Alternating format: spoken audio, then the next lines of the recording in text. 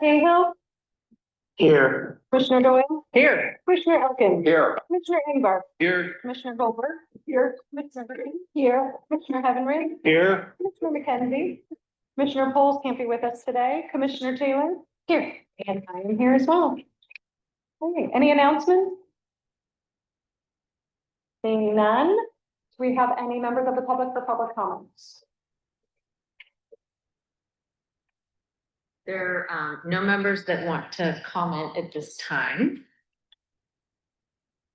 And there are no members of the public on Zoom at this moment. All righty, we are then going to move right into closed session. So if I can have everybody skedaddle. Goodbye. Technical. In the brownouts, beautiful skedaddle. The official term for what everyone needs to do. It's swoosh. Be gone.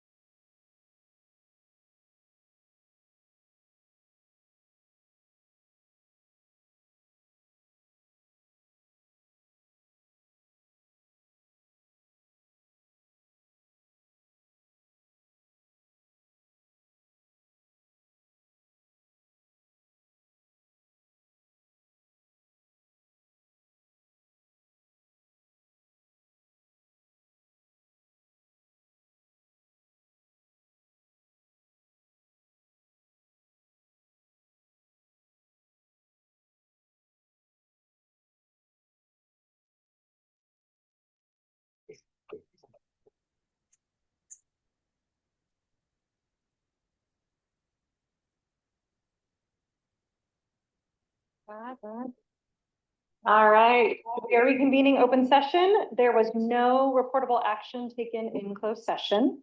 So we're going to move into number 7, presentations. 7.1, Siegel and Strain design presentation for the Rincon Valley Regional Library Modernization Project.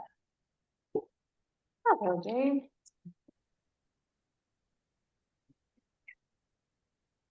Great, and were we able to get sharing capabilities? Director Thibault, my name is Dave Tsheva, I'm the facilities manager, here to introduce the team of Siegel and Strain, who are going to present the Rincon Valley Modernization Project. Library staff presented the library at CIP, the Facilities Capital Improvement Program, back in October of 2025. Which included this project and also was presented at the Finance Committee in September. And then most recently, we presented at the Finance Committee again. Regret to reduce scope, and here's what we have. Okay, thank you, Dave. This is Susie Marzola from Siegel and Strain Architects. I'm a principal here. I'm joined today, this evening, by Colin Searles, also of Siegel and Strain Architects, Karen Payson, and Caitlin Keene of Karen Payson Architecture and Design. And they are our interiors architecture collaborator on this project.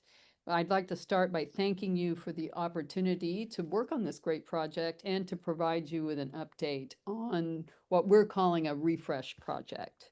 Our work, as mentioned, began in October of last year, and it builds on the master planning efforts and facilities conditions assessment reports that were prepared previously for and by the county library. Our aim is to have the project completed by next summer of 2026. So next slide. Our scope focuses on the main library reading room and the children's area to the west of that, which are shown here in gray on this plan. The area of improvement totals approximately 11,000 square feet, and the project scope includes new finishes, primarily carpet and paint, new furnishings, that is furniture, shelving, service desks, a new study pod, a teen makerspace, and a materials handling room, and the associated mechanical and electrical that go with that, and improved organization for better library zoning and circulation. Next slide. The library was built in 1993, and in its now 30-plus years of service, it has become one of Sonoma County's most used libraries with a collection of approximately 60,000 individual items. The library also hosts a number of very popular programs, including story time sessions, movie screenings, computer classes, and music and movement events. In terms of the architecture of the interiors of this building, we would say that this building has good bones. It features a high central gable with clerestories running down the length, shown here in the central image, and a children's section situated below a slightly lowered gable at the west end of the building. The alcoves on the lower, which have lower ceiling heights, edge this taller central space. And they're currently furnished with seating around tables and separated by tall shelving, as shown in the image on the left. The interior's material and color palette you can see is muted, consisting mostly of tan and beige fabrics and carpeting, with exposed wood structure and oak trim at the walls and ceilings and on the furnishings. Next slide. Through collaboration with the library staff, we identified key areas of improvement for this project. In terms of circulation and layout, we all agreed that the circulation patterns are relatively circuitous and they need to be clarified and straightened out a little bit.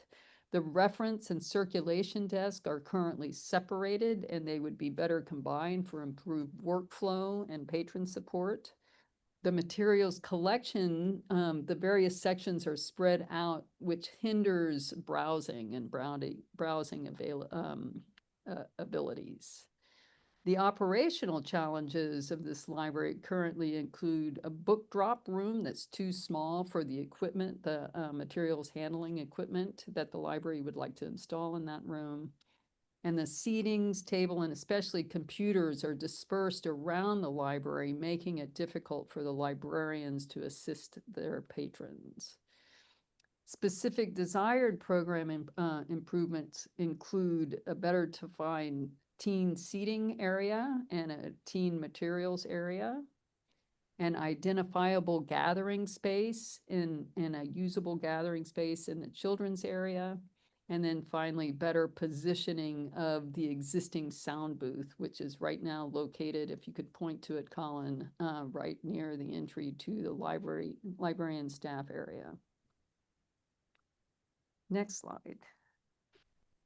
The primary objectives of this library project are the following: consolidating the service area into a single service desk location near the entry with nearby public use computers and printing stations, creating a dedicated teen space, including a maker space, to accommodate the up to 200 students who arrive often from neighboring schools during peak school year afternoon hours, better organization of the children and adult sections for improved visibility and browsing, expansion of the returns room, as mentioned, for upgraded material handling equipment and system, improved acoustics, especially in the children's area, and refreshing the library finishes with updated furnishings, fabric, carpet, which Karen will present in a moment. Next slide. So the proposed layout is organized around a single centrally located service area near the entry, including the service desk, bank of public serve computers, self-checkout, a browsing area, a focused browsing area, and the book return, and then a clear circulation pathway or pattern that rings that central shelving area within the main volume of the library. Our zoning strategy places the collection shelving, shown in the darkest blue on this drawing, down the middle of the building. The dedicated children's area remains at the west end of the building with improved acoustics and movable furnishings on the south side of the children's section. A new dedicated teen area plus a maker space along the north side of that central space. An adult seating area that includes the media section along the south side of the central space and opens out onto the existing patio. And a repositioned sound booth and new study pod at the east end of the building with shelving between those two uses. Next slide, please. And here is the floor plan. And just to kind of summarize, our big move here is to consolidate the service plus those high-touch service areas, technology, self-check returns in the middle of the library, right next to the entry, with low stacks on either side to provide for the greatest visibility across the library, bringing those with a clear walkway. And then generous seating spaces along and with seating and tables along the edges. And now I'll turn it over to Karen to talk about the interior architecture and finishes. Well, thank you, Susie. And thank you all for giving us this opportunity to work on this great project. 4 years ago, we completed a very similar project to refresh the Pacific Grove Public Library, which was comparable in scope and size to what we've been asked to do at Rincon Valley. This building, which is what you're looking at now, was built in 4 stages between 1938 and 1977, but it had a lot of similar characteristics in terms of high space, low space, and what the program for development or the brief really was. It felt cramped and outdated. And staff wanted to maintain the collection size while updating the storage and the displays and to meet current code and introduce some new program spaces without adding floor area. Because at Pacific Grove, because no significant work had occurred for 45 years, we were able to expand from within, rethinking all the program spaces, reimagining the ceiling configurations of the 1908 and 1958 sections, updating equipment and furnishings, lowering and reorganizing the stacks, relocating and rebuilding the service desk, because as at Rincon Valley, the service models have been evolving in the last couple of decades. And finally, brightening the finishes. And at the children's room, which is what you see on the bottom of the page, we consolidated the shelving and we created a new open area dedicated to children's activities and programs. And the children's, adult, and quiet reading rooms all now feel fresh and spacious. And let's move to the next slide, please. Like at Rincon Valley, the Pacific Grove service desk was originally next to the door. We moved it to the center of the room, of the big room, as we are proposing at Rincon Valley, improving sight lines across the space and also consolidating services at this big central desk. Tall shelving units everywhere were cut down to 66 inches and spaced according to contemporary practice. In addition, although the 1977 part of the building enjoys a very tall ceiling, the main room was still dark during the day, and that's what you're looking at the top of the page. With lower stacks and updated lighting, we've captured more available light for the room. And in the quiet reading room, which is at the bottom, we reduced the amount of shelving devoted to periodicals because there simply are fewer print publications that are sending their materials out physically. And we were able to provide more comfortable seating and improved lighting. The change in the lighting fixtures in this case allows the available natural light to blend well during the day for reduced glare. And we have, at Rincon Valley, we have targeted a couple of small areas where we actually are modifying the lighting slightly. Similarly, at Rincon Valley Library, the current shelving along the perimeter is typically set at 90 inches, with the top shelving being unused, really similar to what you see in the top left photo here. We'll be lowering the shelving along the walls to about 78 inches and in the center, using a stack height of 54 to 66 inches. The stacks at the children's area are currently set to 66 inches at Rincon Valley, a modern day standard for adult stacks. So these will also be reduced in height to 42 and 54 inches. And the lower shelving will allow for visual continuity across the library and into the children's and outward from there. And new shelving will be a lighter color. It'll be champagne, a lighter palette that brightens the space. Next slide, please. During our kickoff workshop with library team, the desire was strongly expressed to bring color into the library because, as Susie pointed out, it's all kind of beige right now.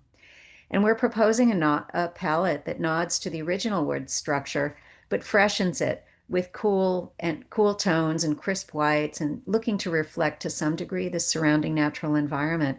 You've got that beautiful tree out there in the courtyard, and we'd like to bring some of that into the building. Next slide, please.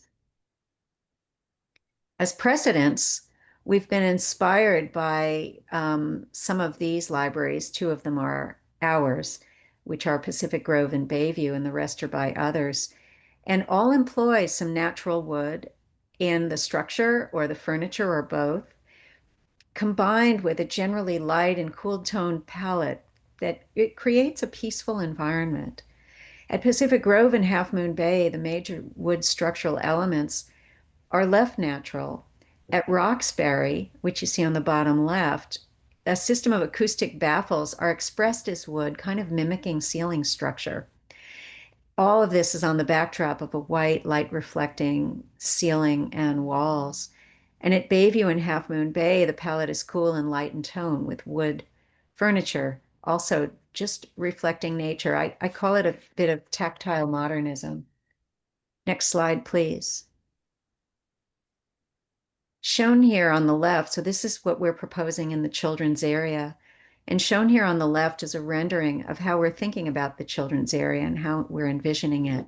Stacks that are now near the windows are being relocated so that we create a consolidated area for children's activities and children's programming, even with its own acoustic baffles, which will be colorful, and its own separate inset rug to really give it some identity, similarly to what we did on the right at Pacific Grove. Movable furniture will be able to accommodate a variety of configurations depending on the need and the program that might happen there. The Children's Librarian's Service Desk is near the entry to the children's area, located to welcome and assist patrons, as well as to have proximity to the computer stations, the children's computers. And these playful elements, which you see on the left, and I mentioned the acoustic ceiling tiles for the children's stay and play or program activity areas, it helps contain the noise and also provides a bit of color and playfulness to this area of the library. And on the right, at the Pacific Grove example, it shows how such kind of additional playful elements can be used to really provide a lively and enriching experience for the children. Next slide, please. In the teen area, we're taking kind of a similar strategy of creating a consolidated area with different kinds of seating, and also using an area rug. It's really an inset of a contrasting rug, and this area will to create identity so that it's really identified as their space. Will include a teen computer station and a mix of seating types for group gatherings and study. We're proposing a mix of reader chairs and lounge chairs that are easily movable to encourage spontaneous changes of use. Similar to the children's area, as well as other bays of the library, we've relocated and reorganized the stacks to create a more open and visually unifying arrangement. Shown on the ceiling are acoustic panels. Again, it'll help mitigate noise transmission into other areas of the library. And in the background of this image, kind of at the center of the page, you'll see this glassed enclosed area, which is a dedicated makerspace. And that will allow for a variety of creative programs to take place inside, and also to contain the sound a bit. And shown on the right is image of the teen area at Brisbane Library, which we worked on with Siegel and Strain, where we used a similar strategy for color, but also flexible seating item options. And the last slide, please. And here's the entry. On the left, you see an image of the proposed entry with this consolidated service desk. And this desk in its new location will really be a hub for patron services, reference, checkout for those who don't want to use the machines, assistance, technology assistance. Staff will be convenient in this location for help with reference and technology support. And browsing will be more consolidated as well, really starting when you enter the building. So some browsing and hold shelves will be near the entrance, and you see this to the left, which is where the service desk is now located. And additional browsing will be inside near the desk. You'll see kind of straight ahead and to the left of the desk. And also it's located not only near the desk, but also near the computers. And the similar solution that we implemented at Pacific Grove with this really expanded service desk in the center of the room is what you see on the right. And I think that's my last slide, but thank you very much. Susie, I think, are we ready to take questions? Sure. All right, thank you so much. Dave, is there anything that you want to add? Okay. Commissioner, questions or comments? Commissioner Taylor? I had a question about seating. Under the old layout, it looks like there's room for about 110 as opposed to about 90 with the layout you're proposing. That seems like a significant reduction. Is that going to be sufficient to meet the library's needs?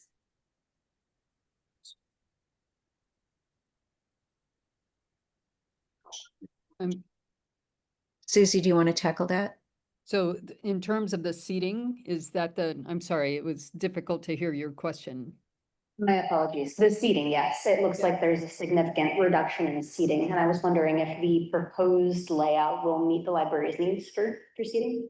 And we have worked with the library, I will say worked with the librarians on this. You can see in this image, there is space.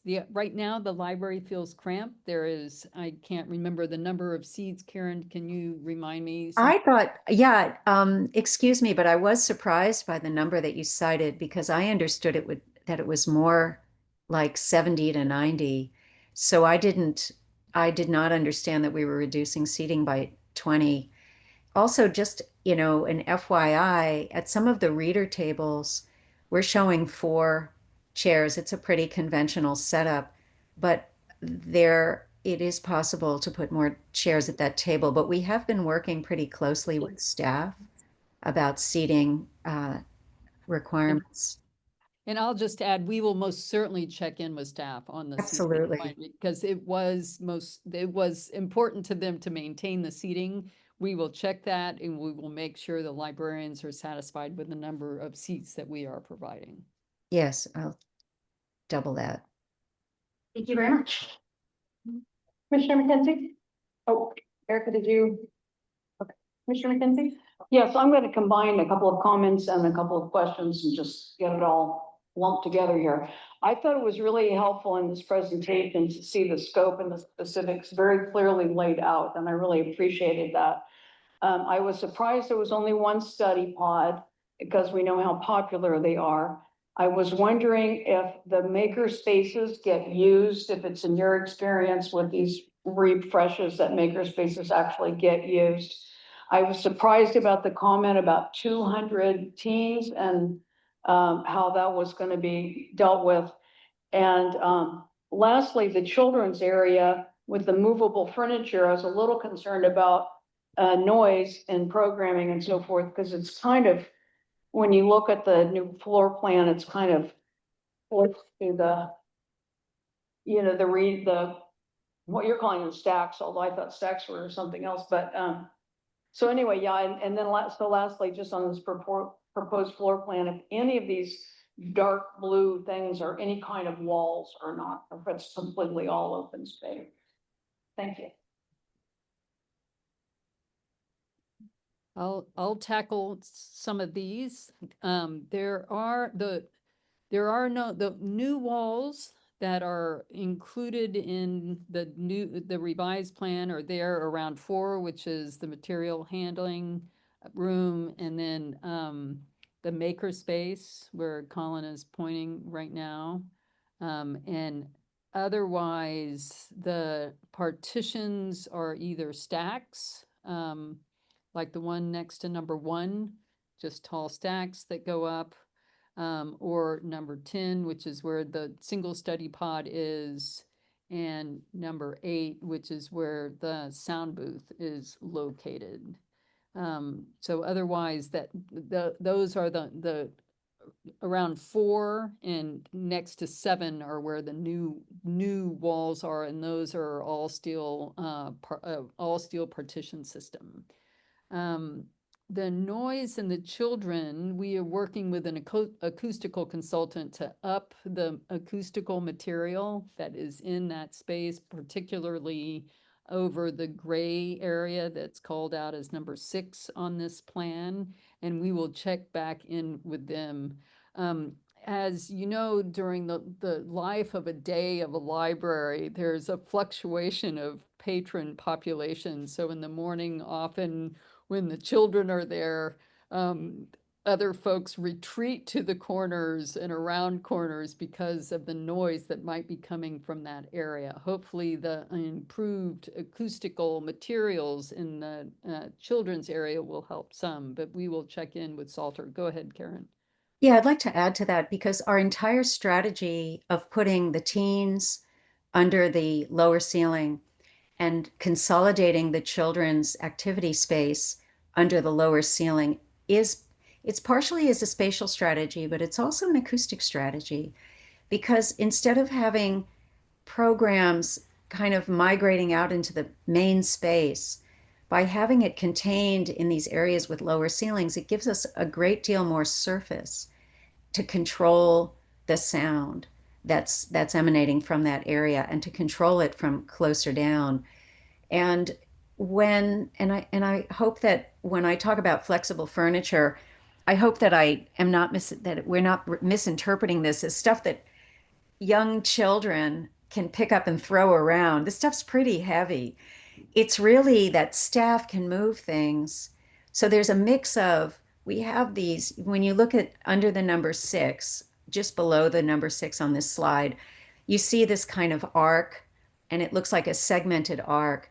That's a really wonderful kind of ottoman system that we've used in other public libraries, that it can be, they're just separate pieces that can create a shape, and you can sit, and you can even do lap sit during story time. And it's flexible in that way. No arms. There are a couple of lounge chairs that have arms there, also that are sort of lap sit size. But then that stuff can all be moved out of the way that can be moved out of the way if it needs to be. If you have something that's more frontal, like a presentation with a story time with a singer or something of that nature. So we have found that is a pretty successful model in the children's areas.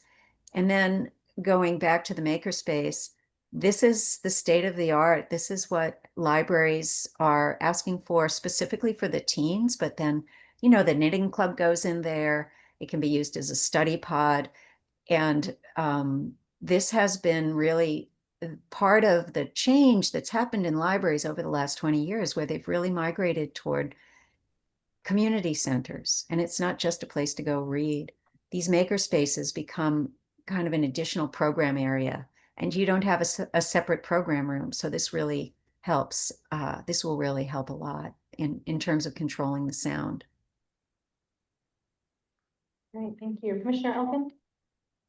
Thank you. A comment and then a question. First of all, a comment, I really like what you've done, and I particularly like how you've addressed the programmatic needs. I'm looking at the floor plan here, and you have great separation between the children's section and the teen area and the quiet area. I like the fact that you consolidated the service desk, and that's close to the technology center. No, I think this is really sound design, and I like the design features that you're incorporating as well. That's my comment. My question, Dave, in the note that follows later in Erica's report, you mentioned, and we had asked for a reduction in scope, which this addresses. There's a note here that says to lower costs and avoid permit requirements. So am I understanding that if this is the scope of work that we undertake, that we would not have to get permits to do that? Yes and no. So there's minor electrical and minor HVAC work that needs to be done for the makerspace, but those will come in at a much lower cost, which won't trigger EDA upgrades. Okay, then I have a question, and I want to apologize to Susie and Karen because I was not at the commission meeting when you presented originally. And I'm not trying to re-enlarge the scope, but I have a question for my own understanding. I understand we're doing nothing with the restrooms. And with previous refresh projects, we have moved to gender neutral, single use restrooms. You know, our library is proudly for all. We want to be sure that we're welcoming to everyone, including our transgender and non-binary clients. What I recall from the documentation earlier was you said we were not going to be able to do that for a couple of reasons. Could you explain to me why we were not able to do that, even if we were to expand the scope, which I'm not suggesting that we do now? And Dave, is it okay if we ask you to take this one? Sure. So that was the easiest thing to cut out of the scope to be within the original budget. So the cost per square foot to do gender neutral restrooms was 3 times as much as the general construction costs per square foot. And approximately, what would that, again, not saying we should do this, but just so I understand, what would that result in terms of That cost? would result in having to get a full permit, which would trigger the ADA improvements outside, which would So the escalate the cost. Yeah, so the cost, I think we estimated about $500,000. And the other issue with the gender neutral restrooms is the sightline from the reference desk. Because of where the bathrooms are located, that was one of the issues that the sightline would not be clear to that area. Thank you. Any other questions? Yeah, I just wanted to follow up on the makerspace.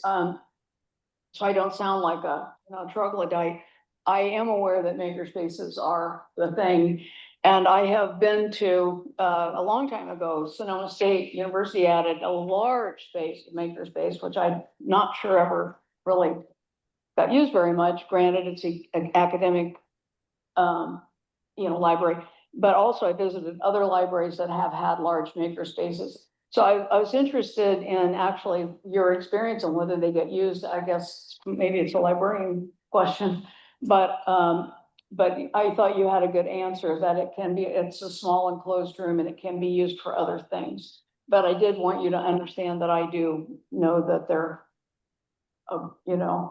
a popular in thing. I just had concern about whether that's the best use of space, but thank you. And I'll just add to the makerspace, we call them makerspaces. They are activity rooms, they're community rooms, they're study rooms, they're very multi-purpose. It's an opportunity for an enclosed space where people can gather and talk freely and not reverberate voices across the library when working on a craft project or a homework project for that matter. It's just an opportunity for an enclosed space. I know we call them maker spaces, we always do, because crafts have gotten to be such an important aspect of library program, but when they're not being used for maker uses, there are plenty of other opportunities for use in that space.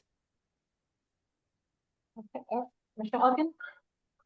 Dave, this is probably for you. Do we have a preliminary budget for this What was project? presented at the September 13th, 2024 Finance Committee has not changed. So the pamphlet that we presented to you guys, and then again in October presented at the commission meeting. We have 2 million in that. But we don't, that's the estimate. We don't, Yes, we haven't talked it out this work, but we are confident it will come through that. thank you. Commissioner Cahill? Yes, I'm confused about the cost.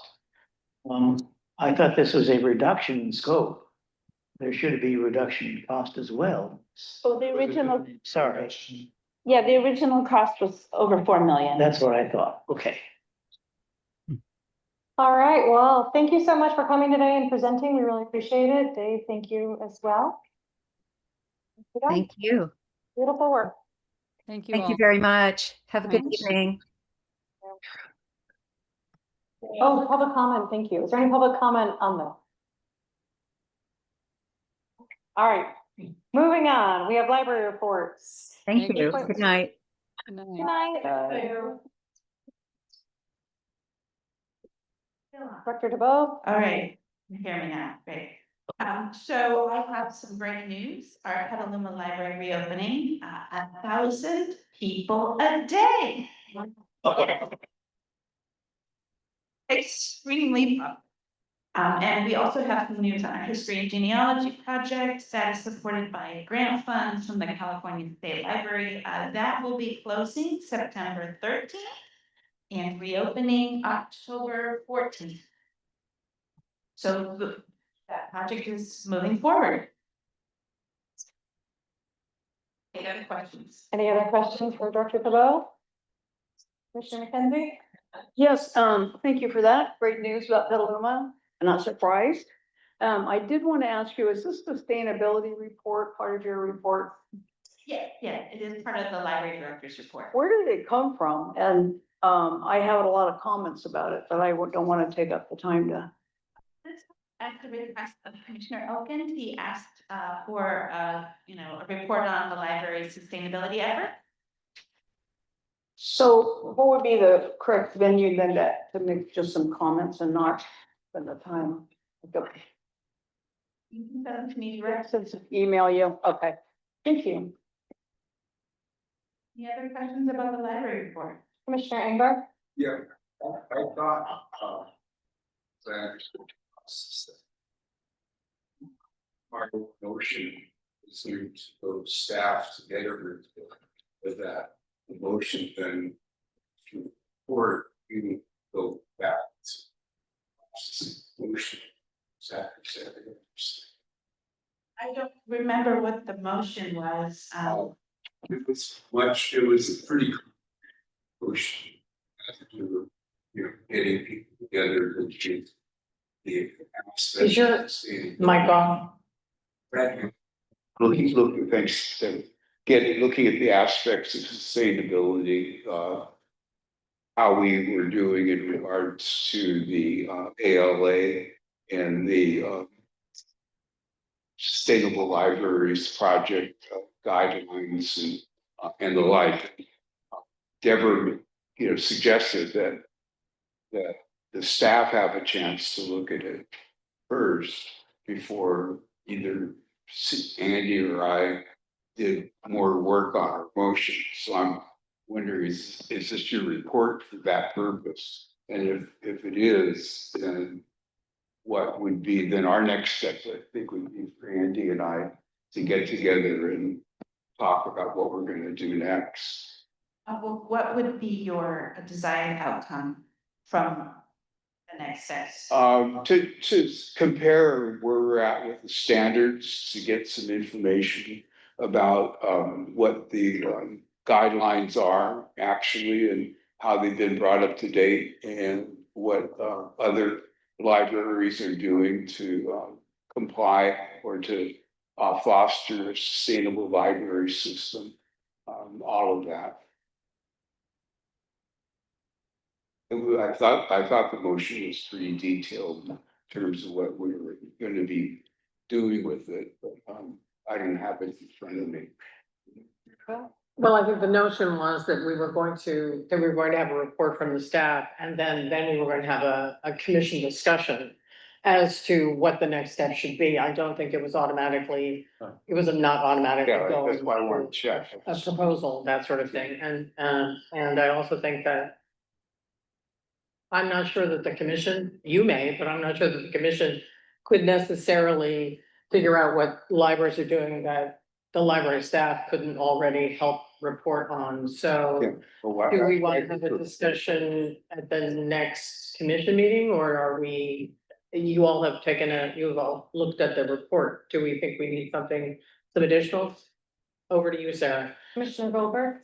I'd love to have a discussion about it at the next meeting. Super interesting, lots of stuff to discuss and enhance for the future, as is indicated here. I think it'd be a really good discussion next time. Yeah. Okay, thank you. Is there a second for that discussion? Yeah. Thank you. Okay, any other questions or comments? Commissioner Elkin? Just a quick comment, I'd like to give a shout out to the foundation. You mentioned that there's a new digital version of the New York Times, including games, sports, food sections. We had lost the funding for that, and the foundation has stepped up. I very much appreciate that. And we hit our Libby 1 million mark earlier. Yeah. Thank you. Okay, anything else? All right, any public comments? Okay, moving on to budget and finance report, financial reports. For the period ending July 31st, 2025, Myrna?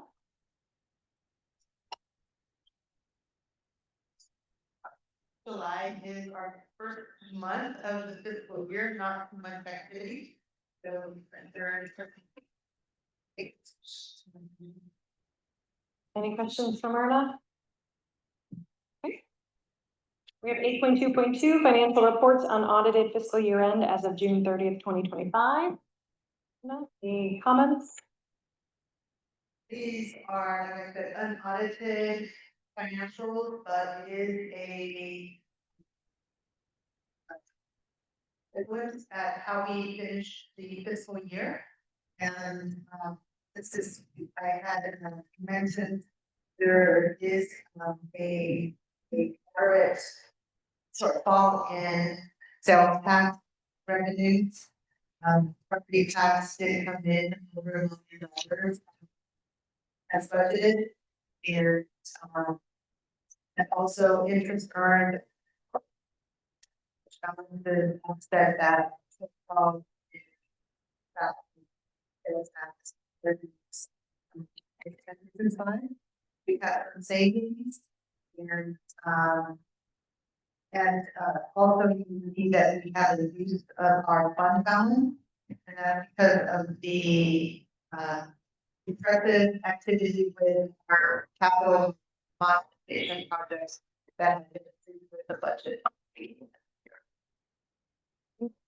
Any questions for Myrna? Commissioner Elkin?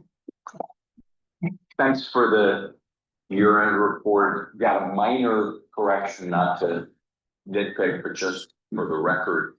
On page 34, the section that on capital.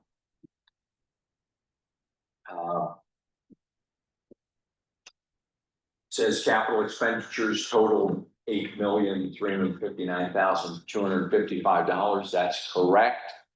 Which is approximately $6.4 under budget. That's not correct. Should be $3,790,256 according to the report on page 36. So we just a little typo there. Thank you. Yeah. Thank you. Any other questions? Any public comment? Okay, thank you. Okay, moving right along to Library Advisory Board, Sonoma County Library Foundation and Friends of the Library. We do have an item that was submitted by Mike Neely on behalf of the Windsor Library Advisory Board, the 2025 Windsor Survey. Mike could not be here with us today, so if we have any questions, Commissioner Doyle has been so kind to answer them for us. Commissioner Doyle? So you had a chance to take a look at it. Most of this survey was done during farmers markets. And so after we looked at the results at the lab came to the library advisory board, came to the conclusion that the wording needed to be a little more explicit concerning visits. And we're aware that the people who go to the farmers market are not necessarily the entire cross section of Windsor, but it was a good first effort. And so we thought that the next time we might do it in front of a supermarket on the other end of town or by Walmart or something like that. And we think that would give a more representative sample, but it was good to have everybody out there. And Ben was, our new chair, was sorry that he couldn't attend. And Mike Neely, as always, gets tremendous thanks and respect because he's involved with everything and he's a library supporter par excellence. Yeah. Questions or comments? Commissioner Elkin? Yeah, I just have a question. I mean, this was great and interesting to see what prompted the lab to do this and what prompted them to do it now. We have a strategic plan that's gonna be kicking off that will involve a lot of outreach. I was just curious what they were hoping to accomplish. Well, they did it 2 years ago and decided that they wanted to get in the habit of doing it. And so they thought that the strategic plan would be going along, and when they did it the next time, to include the other people, that it would make sense to do it again, as the strategic plan is going forward. But they wanted to make sure that they were getting in the habit of it. Commissioner Goldberg? Thanks. I have a couple of questions about it. One, on other needs, was that a set of questions, were there questions that they asked and that's how they came up with these needs? Yeah. Okay, and is something going to, like, who does this go to? Where's the fee? Us? Why us? And before the strategic plan, and so this is Okay. yet another a couple of other data points to include. Okay, and then my other question is, I don't know if it's because it's so small and I couldn't read it, but how often do you visit the library? Am I missing a legend? Am I missing brains? But thank you. That's what Okay. Well, didn't get it. Okay, thank you very much. Any other questions? Oh, Commissioner McKenzie? Yeah, just wanted to say, Runner Park Lab did this years ago, and I thought it's just a really neat way to engage the community. Sebastopol, I'm pretty sure had an open house. Anyway, appreciate the effort of the lab. I think that's a great idea, and I think there's some good ideas here for under other needs. So, good outreach, lab. Well Thank you, done. Barbara. And then the one thing that is not in here is that the Friends of the Library that usually do 2 book sales during the farmers market season, they are not doing them this year. And so this is another way for the library to have visibility with its advocates. Thank you, Commissioner Heatherridge? Yes, I just want to say that the Petaluma Lab has been doing this for years, all the events that they go to. And I believe, Lisa, that next month they will be presenting here at the commission meeting. They got it in a little later. But so we'll be talking about our results too. So, mention that. Thank you. Any public comments? Right, moving into our number 10 consent items. These matters include routine financial and administrative actions that may be approved by a consensus. Any commission member or member of the public may request that an item be removed from the calendar and have it placed within the action items. The commission will approve the minutes of the prior meetings in summary format. We have 7 items for our consent agenda. I do just want to take a minute and acknowledge our new Library Advisory Board appointments. Sonoma Valley Library, Victor Roos and Carl Sherrill. I apologize if I pronounce your names incorrectly. Roanoke Park Katati Library, Lucia Malpica Vargas, and the Sebastopol Library, Clara Marquez. Commissioner Engber. Thanks for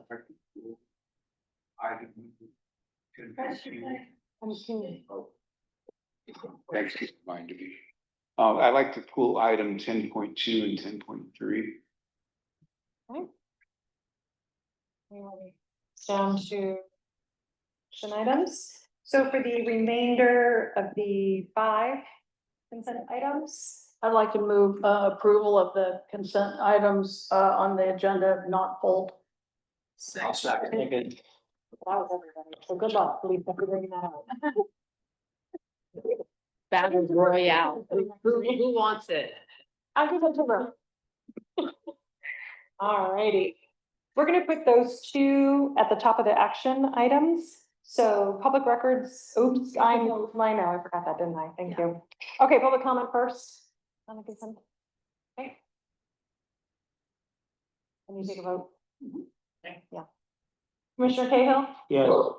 Commissioner Doyle, Yes. Commissioner Elkins. Yes. Commissioner Engbarth. Yes. Commissioner Goldberg. Yes. Commissioner Green. Yes. Commissioner Heavenridge. Yes. Commissioner McKenzie. Yes. Commissioner Taylor. Yes. And I will make it unanimous. Okay, now we'll go into action items. So we'll move 10.2 down and we'll address the Public Records Act policy first. Director Tabo. I think. I'll take your policy. The changes to it are relatively minor, as you can see from the red line version. We are just making this consistent with our other policies using our new template. And that includes, language, we move the table at the end for accessibility, as well as the language that, that the library director has the authority to make minor changes to the policy. Commissioner. Yes, my objection, and why I wanted to pull the item, was the discussion under 4, administrative appeal from denial. The JPA in Article 5, 3 or 8, basically it says that the final decisions or decisions of the director are appealable to the commission. And there's no reference to this, and the use of the word final at the end, looks like that their only recourse on this if they have a problem with the a decision made under this is just to go to the director, not to go any further. And so I'd like to see that corrected to reflect the JPA's language. I'll defer to our legal counsel on this matter. Jeff? I would need to go back and look at the JPA. You did change the appeal process when you adopted bylaws or revised your bylaws, which were revised to be consistent with the JPA. So we'd need to look back at both of those. I don't have them, unfortunately, in front of me. Then I'd like to move that we carry this over to the next meeting until we have legal opinion. Okay, any public comment? We are moving to hold the Public Records Act policy to a future meeting. I'm going to take a roll call. Commissioner Cahill? Yes. Commissioner Doyle? Yes. Elkins? Yes. Commissioner Engbar? Yes. Commissioner Goldberg? Yes. Commissioner Green? Yeah. Commissioner Heavenridge? Yes. Commissioner McKenzie? Yes. Commissioner Taylor? Yes. And I will make it unanimous. Okay. We're gonna move into the revised gift and donation policy. Commissioner Engbarth, did you have some specific questions? We have Craig Palmer. You want to come up, Craig? It's better, to get to that. Oh, yeah. It's the same thing on page 86, director's authority. And I think there might be good reason for both of these policies to talk about it, because as I understand it, this is not just a day-to-day decision that's being made here. It's a long-term decision, legally with the commission making or being responsible for caring for trusts and donations over an extended period of time. I know we've had some discussion of it, but I think again, the language that you're saying that the director has the authority to change it in limited ways would be important. But then it goes on to say, imposing additional policies or procedures that are deemed necessary for the efficient and safe functioning of the library. That seems to take from the commission the ability to make a decision about a policy that's not an operational policy. I'll answer that question. So I think this is the same issue that we've had with the other policies. And I can just share a little bit about what kind of changes we would be addressing. So for example, we have our delegation of authority policy that says how much each management team member is authorized to approve. And we have title changes with our communications manager to communications director, fund development manager, fund development director. That is the kind of thing that we would be changing in the policy, is their title, not their authority. Things like, in the PRA, if there was a government code change, we would just make that government code change. Those are the kinds of changes that we are proposing with this language. Anything more substantive would come to the commission. I'm wondering whether it might be, again, using, since Jeff's looking at the other one, to reframe this, say that we're talking about an operational policy rather than a strategic policy. That you as the director do have the ability to tell your staff, look, we need to make a change in this. But I think if we're going in, I think to clarify it, just to say that's what we're talking about here, are operational changes to the policies themselves are going to be reviewed by the commission. Erica, I think the issue is really, if I understand you correctly, that you would prefer to have clear description of the kinds of changes that you make? I think the category, I think if we say that, if we agree that there's a distinction between operational and strategic, for example, the commission is responsible for long-term strategic planning on a policy, policies that are other than day-to-day. A day-to-day change would be the things that you're talking about. So I think if it's clear that that's what your authority is and delegated, it's just to operational changes, like changing the headings or changing the language or doing something else like that, but not to policies that are within the realm of the commission's duty. So that's what I'm asking. And since Jeff's working on the other. Well, our fail-safe is we send all of our policies to our legal counsel, even when we're making minor changes, and our counsel would advise us of any change that they felt needed to be made at the commission level. Yeah, okay. From my perspective, the operative part here is so long as in line with the purpose of the policy. And that's generally what I have taken to be the driving principle here. You're right. Any delegation of authority carries with it a degree of ambiguity as to what exactly is being delegated. Here, I think what I've always understood this to be is she would not be able to make changes to the policy that were inconsistent with the purposes. So I think the sort of operational, my problem with operational versus strategic is I'm not sure exactly what that means either. I don't know that necessarily adds clarity. I'm gonna put myself in the queue and add that I think it is actually addressed by the use of the term minor as well as functioning. So if you want to address operational, that's functional.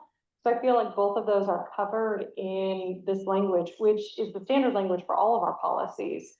So to make an adjustment to this language would mean to reopen all of our policies. Yeah, and that was going to be my second point, is that I would be cautious about tweaking this particular language in any particular policy, because anytime you make a change in what is otherwise standard, there's an assumption that you meant something different than is true in other policies. And that would create the potential for some ambiguity of someone saying, well, if we're limiting this particular one, then there are no similar limits in the other policies. What I'm suggesting, Jeff, is that, looking at, I don't know how this phrase worked its way in policy, but I would prefer something that's clear. The delegation was just to,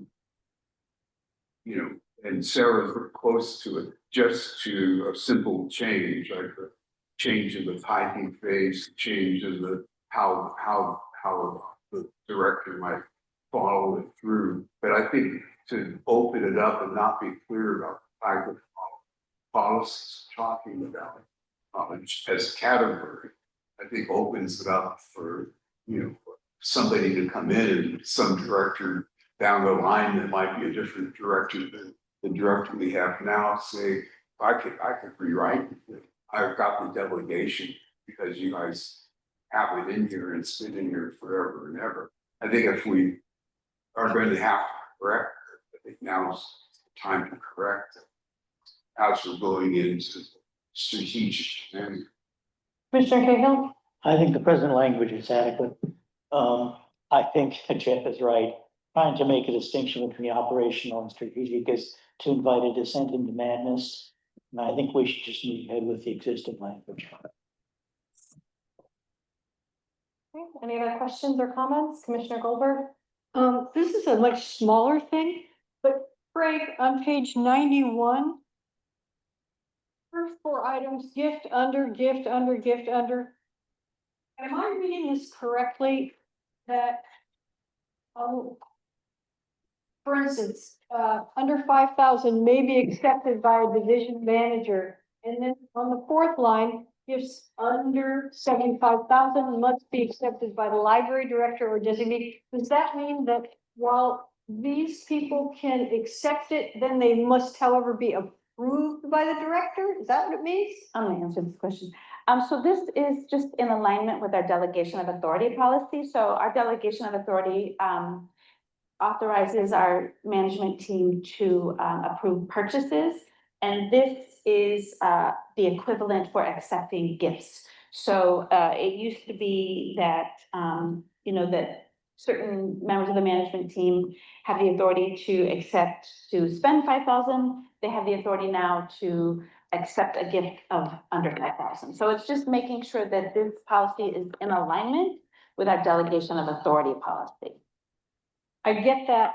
So what I don't understand is in line 4, gifts under 75,000 must be accepted by the library director. Oh, I see. You see what I'm saying? That word. That's a good point.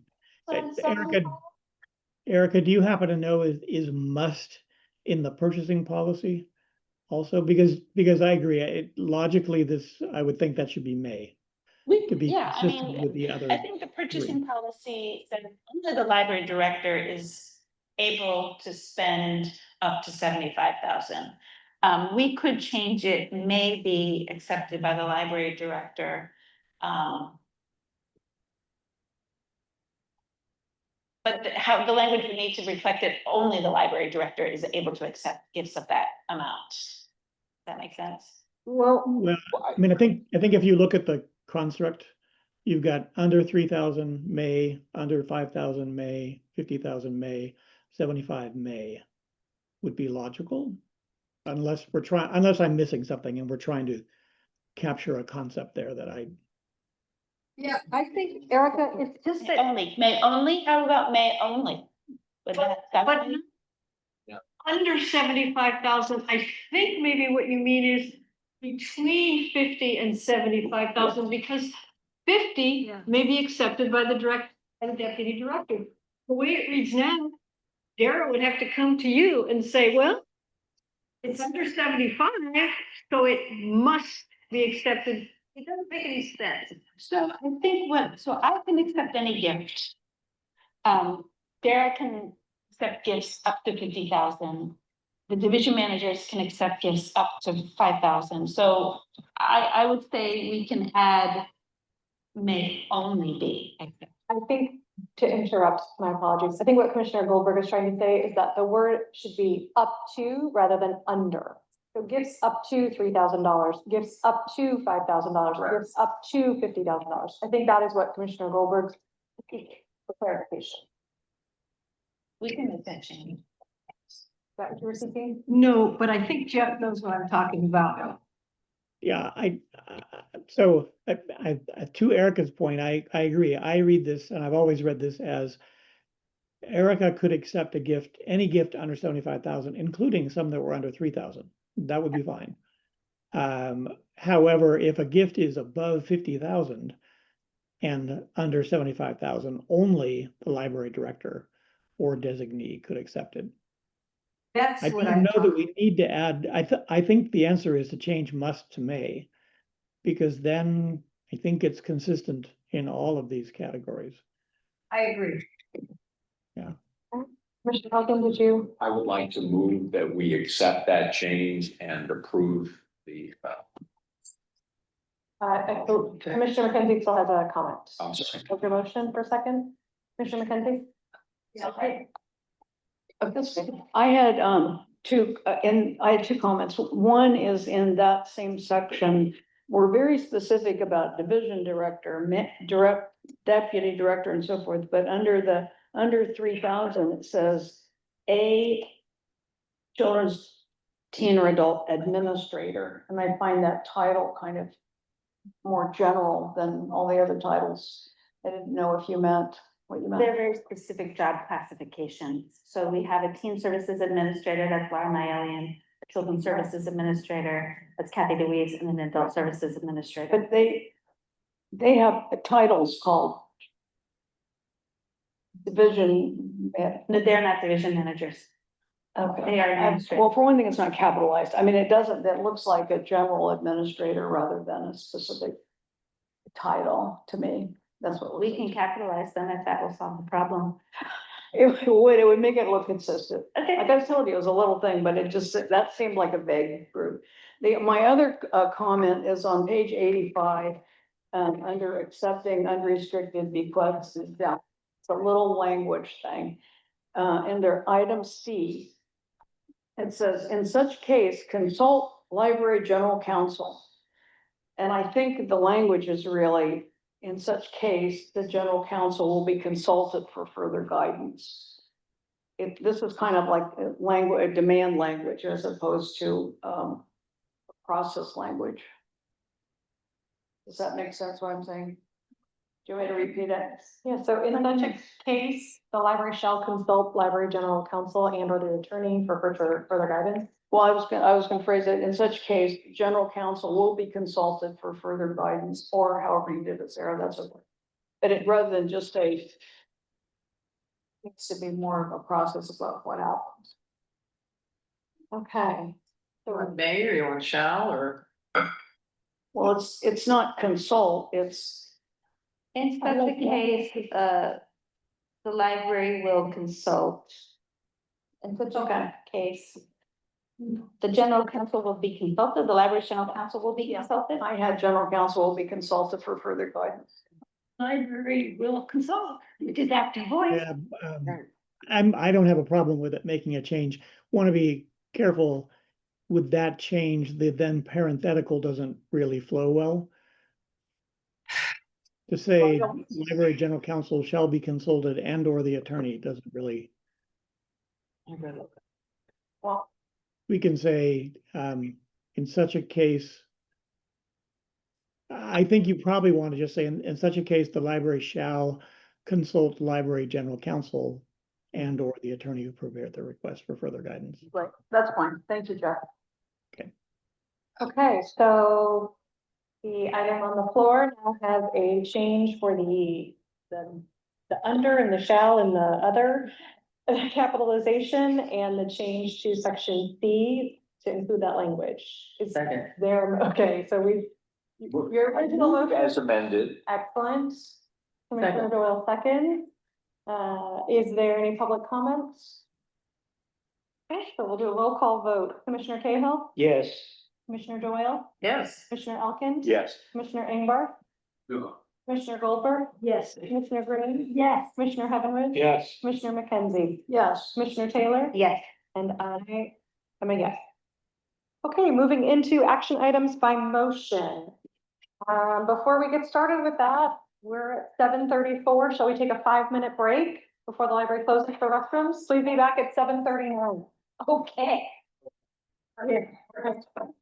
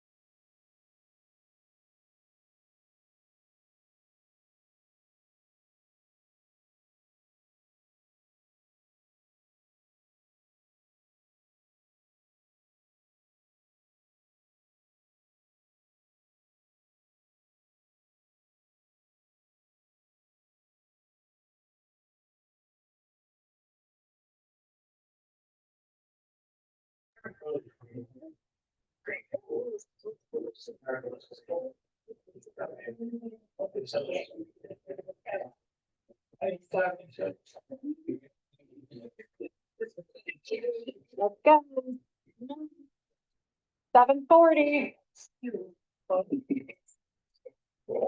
Where's Commissioner Elkin? Where's Commissioner Elkin out there? No more chit chatting. Let's go, people. Move it along.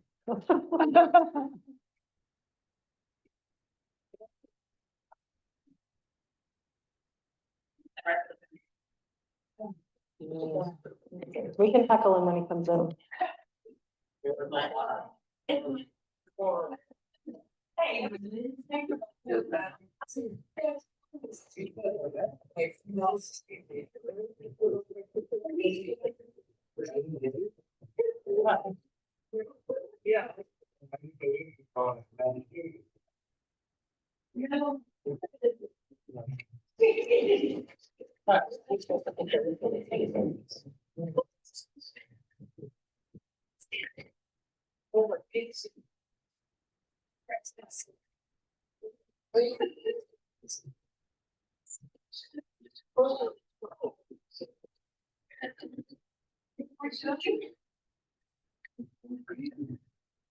Yeah.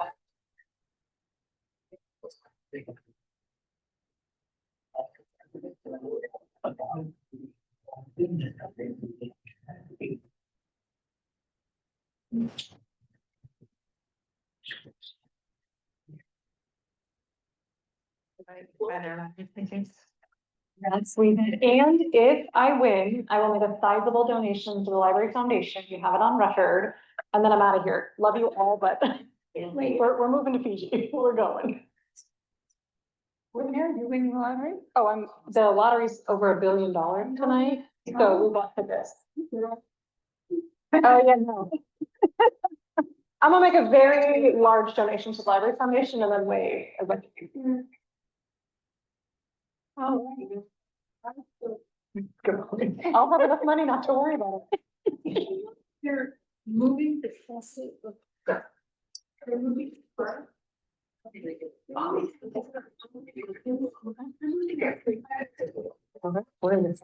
All right, we are back.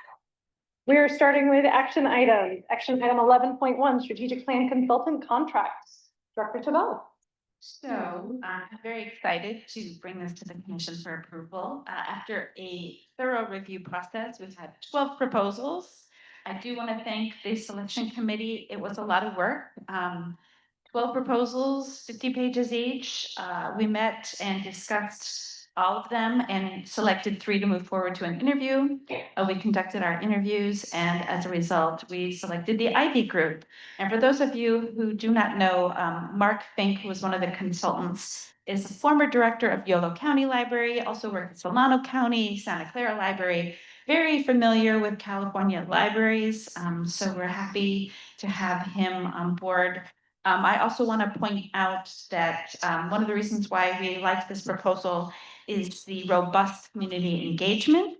I want to point out that there is, in addition to a retreat that will happen at the beginning of the process, the commission and the staff, each of you will be interviewed by the consultants. So we have 11 commissioner interviews, and then we will have a strategic priority setting session sometime in the early spring. So, you know, that is something we will be doing multiple engagement opportunities as a body. And then we also have many stakeholder sessions. We will also be doing interviews, and these will be staff-led, but I also do hope that some of you will volunteer as well.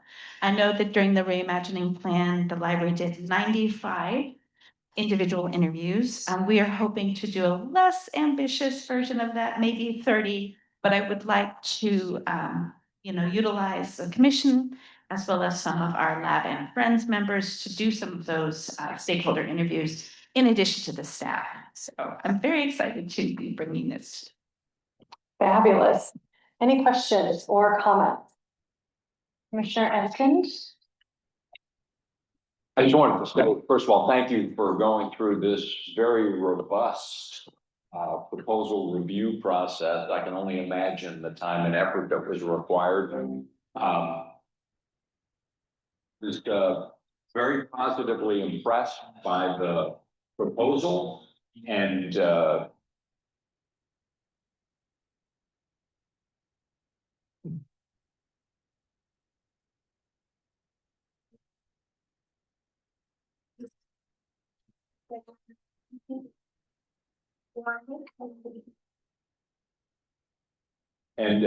in addition to all the pluses that you described, I also like the fact that one of the outcomes is measurable targets, which we can use as the basis for work plans. So I was very enthusiastically in favor of this proposal. Thank you.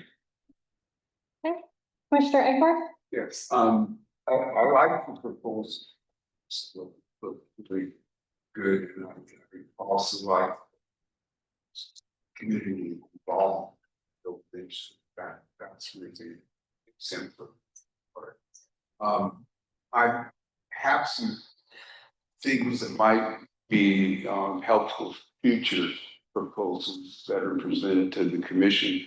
I would have liked to have seen more information about the other people that were being viewed, because it's being presented to us for a decision, and we're only being presented one choice. So there's not really much decision making involved in that. And I think that especially for the strategic plan, the commission should be involved in much more depth than just getting a completed project proposal and saying this is it. And the other part of that leads into it is that there aren't any options that are presented. Like if we wanted to save the travel costs of these people coming out here from Carolina, and find somebody that was local that might not have the same travel costs. We're not shown that might be an option and how we can make that option available. So that also makes it less of a collegial kind of decision making we're making here. But it's not really decision making, so we don't again know what our choices are to make the decision on. This was a fairly thorough proposal. I would have liked to have had more time to do due diligence on it, to check into the company. I would like to see some information about that, like what this company's standards are. They provided references, but oftentimes self-provided references, your best clients. I'd like to see more information about other people or whether there were any complaints made against this company, either to the consumer agencies or to the Better Business Bureau. But those are some other things. So it doesn't seem like we're doing much of a decision, and it is one of our primary duties to do the strategic. Feel a little bit left out on the part. I think that the other thing that I have a concern about, and I don't know if Jeff's still on the line, is I look to see whether there's a choice of law clause in that contract to see what law was going to govern what was going to happen if there was a legal issue that came up. I didn't relish the idea of ending up to a litigation in North Carolina. No, it says California. Yeah, it does. You find it? I believe it does. I read it, but I'll find it. Yeah, because I looked and but I could have easily followed the regimes. But that was one of the concerns I had from Jeff to find out whether that was in there. So Section Page 13. 176, applicable Section law 13.5. forum to be construed and interpreted according to California. okay, great. Section 13.5. Yeah, thanks. Okay, any other questions, Commissioner Cahill? Yeah, I'm impressed with the proposal. As Andy said, I'm impressed with the deliverables with metrics, which is a major weakness in the reimagining plan. I was also glad to see that we chose the least expensive option.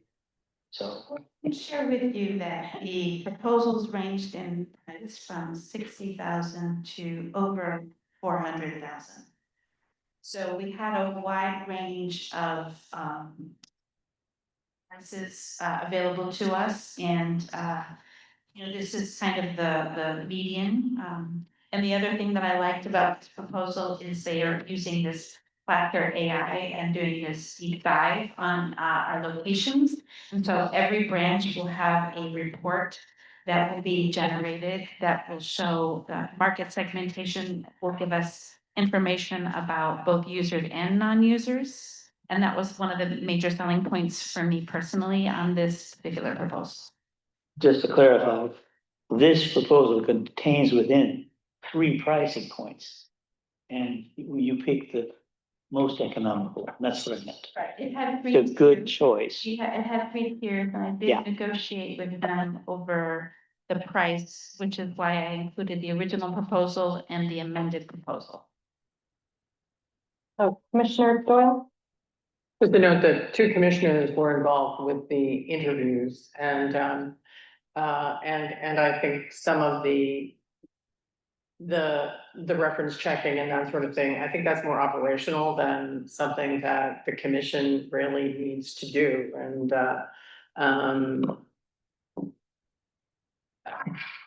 I was one of the ones that was on the committee and there was a lot of work that the staff put into it even before we met. And personally, I know Mark Fink too, and not only was he a wonderful library director, but he's also knowledgeable about libraries all over the country. And so I think that having him on this is really a very positive thing for us. Thank you. Commissioner McKenzie? Yeah, I just want to say it took me a really long time to read through the proposal. And then I tried to read the original proposal. And anyway, so I can just imagine how much, I know you got a lot, like 12 proposals or something like that. So I appreciate the time and you really have to think about it. I mean, there's a lot to it. I appreciate that. I'm really glad that we are where we are, ready to go.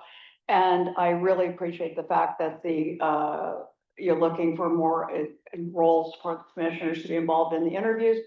and possibly even lab members, because, you know, we're always looking for lab members to be involved, and I think it's a great opportunity. So thanks for all that. Okay, any other comments? Questions?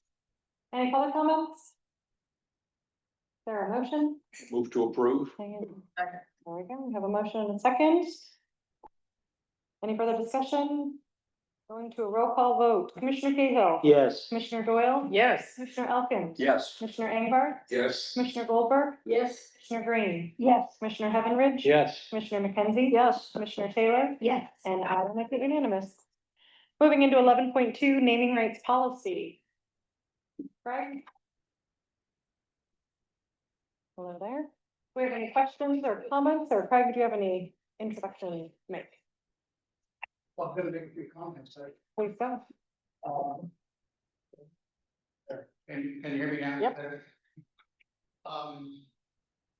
From a fund development perspective, we have the opportunity tonight to take very important steps forward, creating the most essential tools every major campaign requires.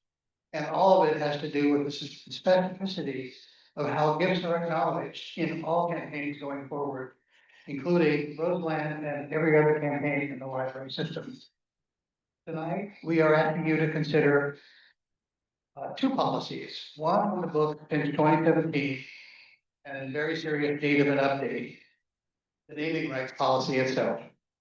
The other is brand new and necessary, the necessary companion policy, the missing link really between considering the gift and all, the missing link in this policy of acknowledgement. And it's the donor recognition standard that Ray will introduce next. Both of these policies are intended to work together, and then in keeping with the provisions of the naming right policy, at the next commission meeting, we'll be coming forward with recommendations for naming opportunities specific to Roseland. I want to acknowledge the helping hands to get us here. Chair Logan, Commissioner McKenzie, Doyle, Greenberg, Cahill, thank you for candid and constructive feedback. Erica and I policies of several of the life course of this. And then Ray very closely to create these two policies. And may I say, from my own development experience, the work Ray and his team have done to develop these recognition standards to me was just right. If adopted, there can then be no doubt what gifts are acknowledged and uniformly and equitably to all. Be they from individual or institutional donors, as well as from our own friends groups and the foundation itself. This revision of the naming rights is virtually an entire from the 2017 original draft. In the earlier 2017 version, there have also been language addressing how cash contributions of service could be recognized. Because of the priority in this policy to set very specific and measurable guidelines for cash-based contributions, this language on non-cash gifts was not included. At a later date, if needed, recognition for non-cash contributions could be the subject of its own. Thank you. Any commissioner questions or comments?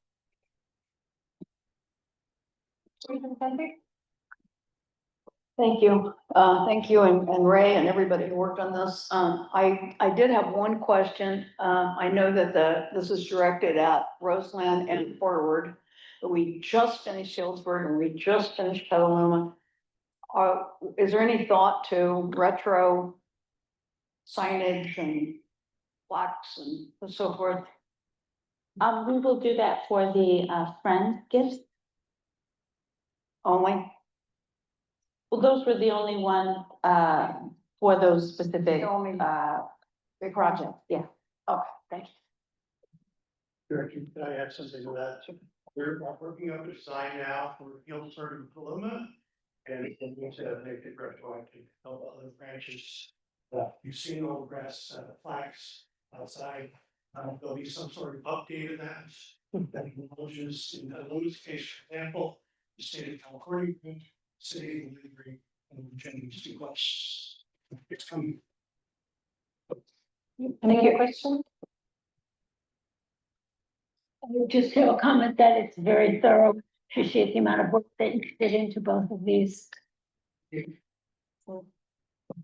public comments? All right, we have a motion and a second. Move. There we go, we have a motion, we have a second. All right, any other discussion? Here comes our roll call vote. Commissioner Cahill. Yes. Commissioner Doyle. Yes. Commissioner Elkins. Yes. Commissioner Engber. Yes. Commissioner Goldberg. Yes. Commissioner Green. Yes. Commissioner Heavenridge. Yes. Commissioner McKenzie. Yes. Commissioner Taylor. Yes. And I will make it unanimous. Excellent. Thank you very much. Okay, we're moving into action item 11.3, recognition standards policy. Ray. Helen. Thank you, Chair Logan. Commissioners, ready to vote. I have the easy half of this fair policy. The topic of recognition standards and a commission approved approach is an important companion to the previous policy. So our key concept behind this policy is creating consistent and easy to understand expectation. Donors, we recognize consistent ways system. We all have experience in the opposite of recognition types that vary in size, and style. We decided not to go that way. We will repeat that, provide clear, simple, recognition. The signage system is its own visual map and guide, and the system provides reliable and recognizable expectation. This is an outward facing effort that focuses on the experience of health. And so, the dimensions of estimate.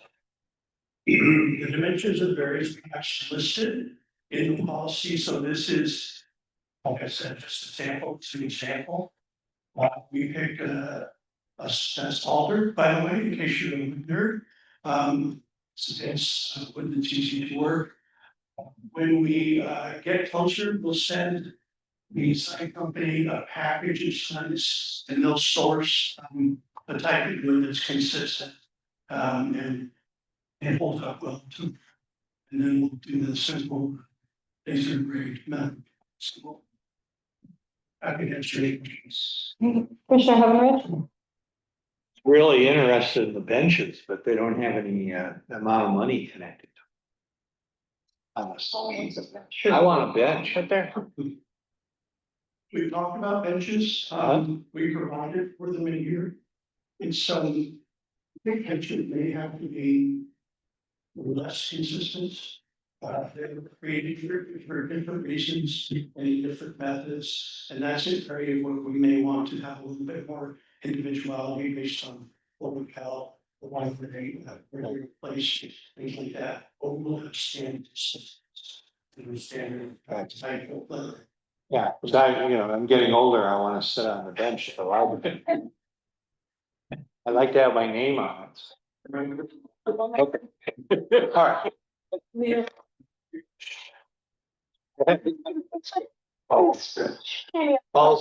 That's it. Commissioner Doyle. I have to say that this is a fabulous policy, and when you pass a policy like this, you know that it's really happening. And you know that the system is really thinking about recognizing people in a global way, and I think that it's just wonderful. And I appreciate all the work that's gone into it. It really, really is gonna make a significant difference, and I think the donors are gonna be very happy too. Commissioner McKenzie. Yeah, I really like the consistency that Deborah was referring to throughout the system. It'll all be consistent. Is this $100,000 one? I don't know. It's 8 by 6. I'm thinking this is about 6. Not really doing it. yes, you're right.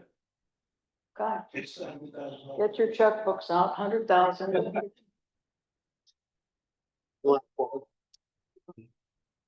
Bought lottery tickets. Any more questions? Okay, any public comment? Anything, none, a motion in a second? A second. All right, over here. I saw Commissioner Doyle, and I'll give Commissioner Heather. Okay. No more, any more discussion? We'll move into the roll call vote. Commissioner Cahill, Yes. Doyle, Yes. Commissioner Elkins. Yes. Commissioner Engbar. Yes. Commissioner Goldberg. Yes. Commissioner Green. Yes. Commissioner Heavenridge. Yes. Commissioner McKenzie. Yes. Commissioner Taylor. Yes. And I will happily make it unanimous. Nice job, everybody.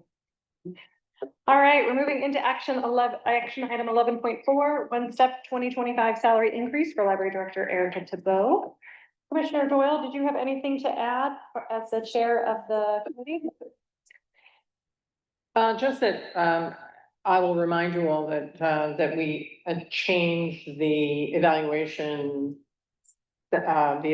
period for Erica, because we wanted to move it to be consistent with the year. So, so this is a little late in coming, so there's going to be a retroactive piece to it, but the thing that I would really like to say is that I think Erica deserves not just this one step increase, but such a round of applause and so much appreciation for everything that she's done in this last year and a half that this will cover.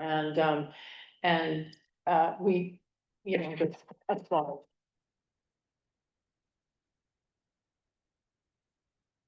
Well deserved. Any commissioner comments or questions?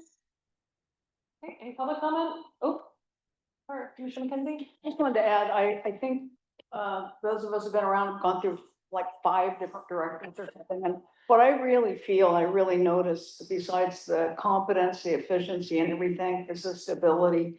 That it's a sea change in terms of knowing that you're here and focused and staying. And anyway, thank you for that and everything you're doing. Don't go anywhere.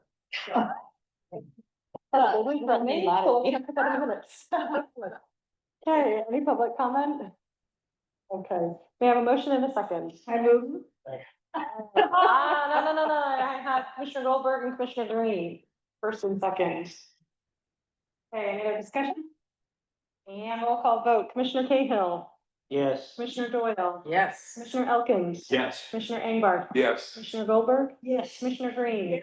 Commissioner Heavenridge. Yes. Commissioner McKenzie. Yes. Commissioner Taylor. Yes. And I will enthusiastically make it unanimous. All right, last action item, 11.5, Lake and Mendocino County Libraries restated agreements for the integrated library system ILS services. Oh,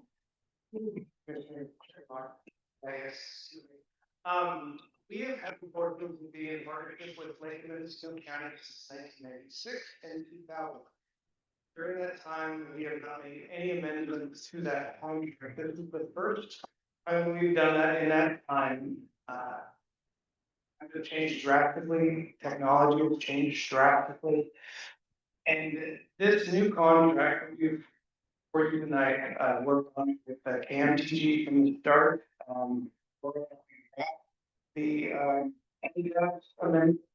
Working with Jamie and mine, as well as Dara, with the drafts that we have for you. This new draft is based on an actual usage formula for the charges of the contracts, rather than the archaic terminology that was in the packet from the photocopy typewritten contract as they were before. Happy to take any questions you might have. any questions? Commissioner Elkin. I thought this was a drastic improvement over the previous OPEC language. And I just, first of all, really glad that we're in partnership with Lake and Mendocino counties, support that. I think the proposed arrangement based on usage seemed very fair. My one question had to do with, it was item 3.3, where you say, in addition to the usage-based fee, recipient shall pay a baseline fee of $1,500 per location. And I guess I had 2 questions about that. Per location, does that mean for each of their libraries? And second question, did you and your team feel that that was adequate to, you have some bullet points below that, and then farther down under 5.1, you have provider responsibilities.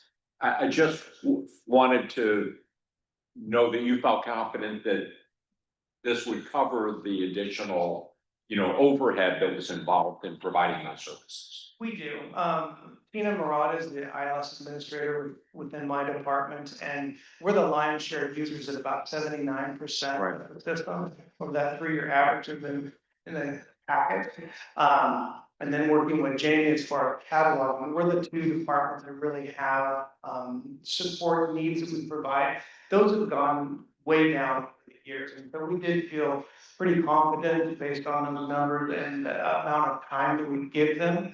Now, when we migrate, so that's going to change, that's going to elevate, and that's built into this contract as well. And after that, it's going to take back down again. Okay, well, as long as you're comfortable with it, I certainly am. Thank you. Commissioner McKenzie? Yes, thank you.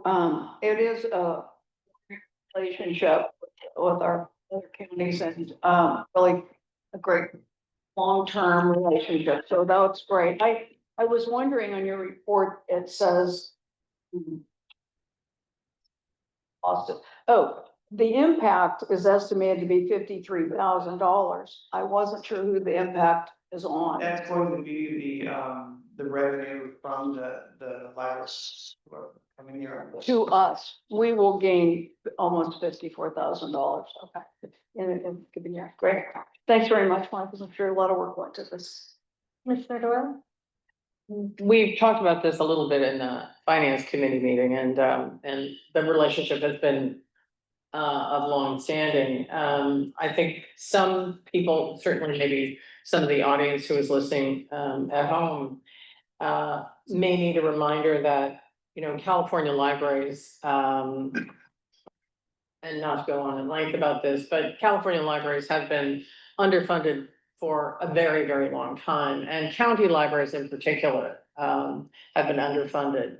And so one of the great things about these partnerships, the cooperative partnerships that we have and all that kind of thing is that the stronger libraries can actually help some of the weaker libraries during the very bad times. And if we look at what's going on in Washington and Sacramento, I think that we can probably assume that there are going to be some very bad times coming. And we are so fortunate that Measure Y passed. We are so fortunate that we're in California at all.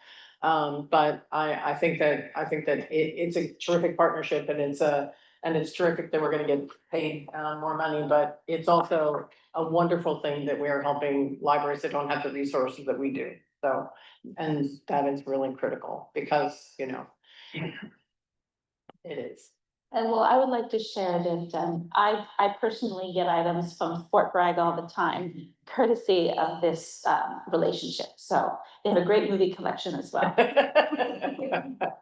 Commissioner McKenzie? Yeah, sorry, I forgot to ask my other question. In the past, I think we've seen numbers and it has to do more with circulation, like which way the trading goes, and we've kind of been a net beneficiary, I think, of their systems. Still. But there's no financial involvement in that. It's just, we just look at it, but that's not part of this or? No, reciprocal borrowing is part of the contract. Okay.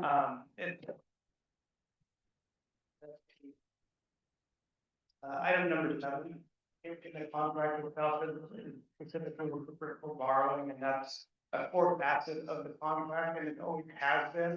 And we are still net borrowers from them.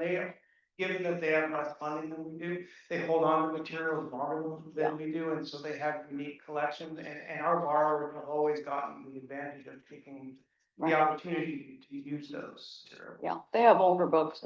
Eric and I were talking about this. They have the older parts of your mystery series that you want because they hold on to it. So yeah, anyway, yeah, I guess I didn't read that closely enough, but thank you for that, Mike. Any other questions? Any public comment? Seeing none, is there a motion and a second? To approve. Okay, we have Commissioner Elkin and Commissioner Green.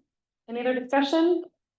And roll call vote, Commissioner Cahill, Yes. Commissioner Doyle, Yes. Commissioner Elkin. Yeah. Commissioner Ingber. Yes. Goldberg, Yes. Commissioner Green, Yes. Commissioner Heavenridge. Yes. Commissioner McKenzie, Yes. Commissioner Taylor, Yes. and I will make it unanimous. Thank you. All right, moving right along. Any updates to 13.1 Commissioner reports? Seeing none, oh, yes, Commissioner Elkins, you have a comment? I really appreciated your share report and the guidance that you shared from the board governance workshop you attended, and I hope we will all take that. I only have one update to my report, which is that I did not win the lottery. My husband just texted. I haven't seen all next month. Any other updates to the commissioner reports? All right, 13.2 committee and liaison reports. We only had one from Commissioner Goldberg. Did you have anything to add? No, except I'll put in 2 foundation reports next time. Okay. Yep. Oh, Commissioner McKenzie? Did you jump past 13.2? We didn't have one. Right, that's why I was gonna make one. Oh, I'm sorry, please don't make one. Yeah, we met on an unusual day. We met on August the 14th, and then I went out of town, so we didn't get the minutes out. So I wanted to give a brief update on what we actually did at that committee meeting.